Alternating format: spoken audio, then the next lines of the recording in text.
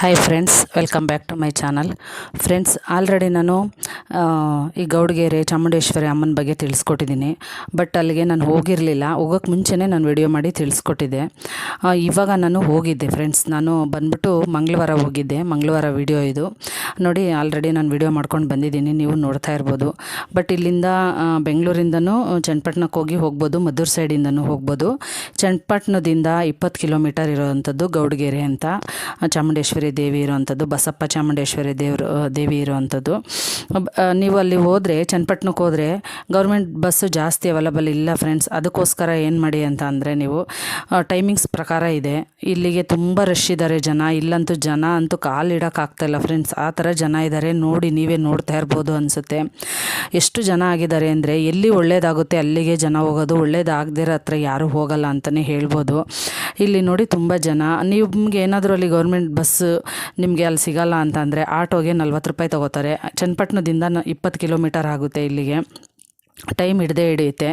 ಹಾಗಾಗಿ ಆಟೋಗೆ ಬಂದ್ಬಿಟ್ಟು 40 ರೂಪಾಯಿ ತೊಗೋತಾರೆ. ಪ್ರೈವೇಟ್ ಬಸ್ಗಳು ಇದೆ, ಪ್ರೈವೇಟ್ ಗಾಡಿನೂ ಒಂದು ಫುಲ್ ಆದ ತಕ್ಷಣ ಇನ್ನೊಂದು ಬರುತ್ತೆ ಹಿಂದೆಯಿಂದನೇ, ಅದಕ್ಕೆ 30 ರೂಪಾಯಿ ತೊಗೋತಾರೆ. ಆರಾಮಾಗಿ ನೀವು ಹೋಗಿ ಬರ್ಬೋದು. ಗೌರ್ಮೆಂಟ್ ಬಸ್ಸೇ ಕಾಯೋವಂಥ ಅವಶ್ಯಕತೆ ಏನೂ ಇಲ್ಲ. ನಿಮಗೆ ಲೇಟ್ ಆಗುತ್ತೆ, ಬಸ್ ಸಿಗಲ್ಲ, ದೂರ ಬಂದಿದ್ದೀವಿ ಅನ್ನೋರು ಆಟೋ ಅವೈಲಬಲ್ ಇದೆ, ಮತ್ತು ಪ್ರೈವೇಟ್ ಬಸ್ ಅವೈಲಬಲ್ ಇದೆ. ನೀವು ಹೋಗ್ಬಿಟ್ಟು ಬರ್ಬೋದು ಆರಾಮಾಗಿ. ಈ ಬೆಂಗಳೂರಿಂದ ಹೋಗುವಂಥವ್ರು ಮೈಸೂರು ರೂಟಲ್ಲಿ ಮದ್ದೂರು ಸೈಡಿಂದನೂ ಹೋಗಿ ಚನ್ನಪಟ್ಟಣಕ್ಕೆ ಹೋಗಿ ಅಲ್ಲಿಂದ ಕೂಡ ಹೋಗ್ಬೋದು.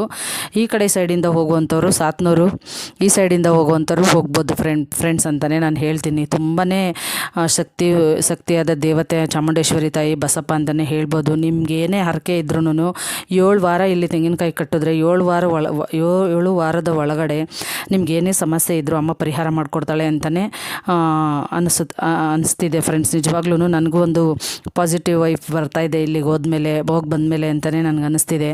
ಅಂದರೆ ನಾನು ಇವಾಗೆ ಫಸ್ಟ್ ಹೋಗಿ ಒಂದು ತೆಂಗಿನಕಾಯಿ ನಾನು ಕಟ್ಬಿಟ್ಟು ಬಂದಿದ್ದೀನಿ. ನೆಕ್ಸ್ಟ್ ಹೋಗಬೇಕು. ನಾನು ಮನಸ್ಸಲ್ಲಿ ತುಂಬ ಏನೋ ಪ್ರಾಬ್ಲಮ್ ಇದೆ, ಅದನ್ನು ಅಮ್ಮನ ಹತ್ರ ಕೇಳ್ಕೊಂಡು ಬಂದಿದ್ದೀನಿ. 7 ವಾರ ನಾನು ಮುಗಿಸೋ ಅಷ್ಟರಲ್ಲಿ ನನಗೆಲ್ಲ ಪರಿಹಾರ ಆಗಲಿ ತಾಯಿ, ಅದರೊಳಗಡೆ ನನಗಾಗಲಿ ಅಂತಲೇ ನಾನು ಆರಿಸ್ಕೊಂಡು ಬಂದಿದ್ದೀನಿ. ನಾನು ಕಾಯಿ ಕಟ್ಟು ಬಂದಿದ್ದೀನಿ. ನನಗೆ ಒಳಗಡೆ ಹೋಗೋಕ್ಕಾಗಿಲ್ಲ, ತುಂಬ ರಶ್ ಇದ್ದರು. ತುಂಬ ರಶ್ ಅಂದರೆ ತುಂಬ ರಶ್ಶು. ಮಂಗಳವಾರ, ಶುಕ್ರವಾರ, ಭಾನುವಾರ ತುಂಬ ರಶ್ ಇರ್ತಾರೆ. ನೀವು ನೋಡ್ಕೊಂಡು ಹೋಗಿ. ತುಂಬಾ ಕಾಲಿಕ್ಕೋಕ್ಕಾಗಲ್ಲ.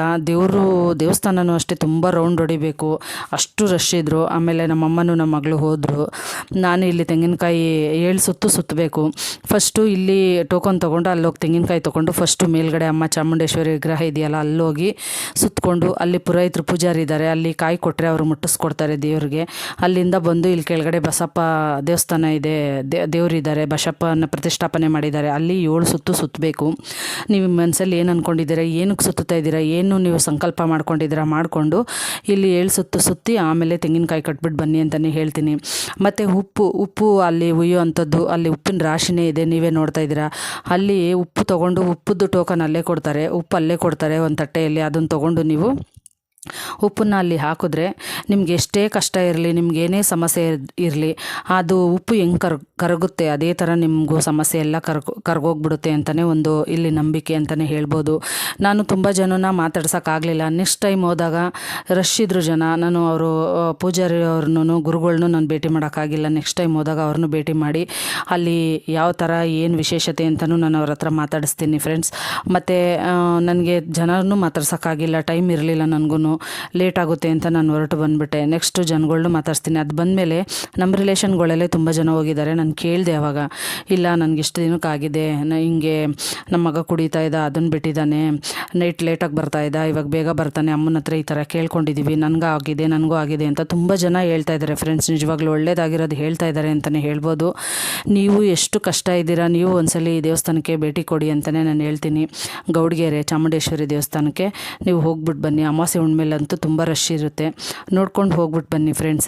ಯಾಕೆಂದರೆ ರಶ್ ಇರುವಾಗಂತೂ ನೋಡಿ ಕಾಲಿಕ್ಕೋಕ್ಕಾಗಲ್ಲ, ಅಷ್ಟು ಜನ ಅಂದರೆ ಜನ ಹೇಳ್ಕೊಳ್ಳೋಕ್ಕೆ ಅಸಾಧ್ಯ ಫ್ರೆಂಡ್ಸ್. ನಿಜವಾಗ್ಲೂ ನನಗಿಲ್ಲಿ ಹೋದ್ಮೇಲೆ ನನ್ನ ಮನಸ್ಸಲ್ಲಿ ತುಂಬಾ ನಂಬಿಕೆ ಇದೆ, ತುಂಬಾ ಎಲ್ಲರಿಗೂ ಒಳ್ಳೆಯದಾಗುತ್ತೆ ಅಂತಲೇ ನಾನು ಭಾವಿಸ್ತೀನಿ ಫ್ರೆಂಡ್ಸ್. ನಿಜವಾಗ್ಲೂ ನೋಡಿ, ಅಲ್ಲಿ ಒಂದು ತೆಂಗಿನಕಾಯಿ ಮುಟ್ಟೋಕ್ಕೆ ಆಗಲಿ ನೋಡಿ, ಇಲ್ಲಿ ಟೋಕನ್ ಸಿಗುತ್ತೆ, ಪ್ರತಿಯೊಂದಕ್ಕೂ ಅಲ್ಲಿ ಬರೆದಿದ್ದಾರೆ. ನೀವು ಅನ್ನದಾನಕ್ಕೆ ನೀವು ಅಮೌಂಟ್ ಕೊಡ್ಬೋದು, ಪ್ರತಿಯೊಂದು ಸೇವೆಗೂ ನೀವು ದುಡ್ಡು ಕೊಡ್ಬೋದು. ಅಲ್ಲಿ ಅನ್ನದಾನ ಇರುತ್ತೆ, ನೀವು ಊಟ ಮಾಡ್ಕೊಂಡು ಆರಾಮಾಗಿ ಬರ್ಬೋದು. ನೀವು ದೂರದಿಂದ ಹೋಗೋವಂಥವ್ರು ಬಸ್ ಅವೈಲಬಲ್ ಇದೆ ಫ್ರೆಂಡ್ಸ್.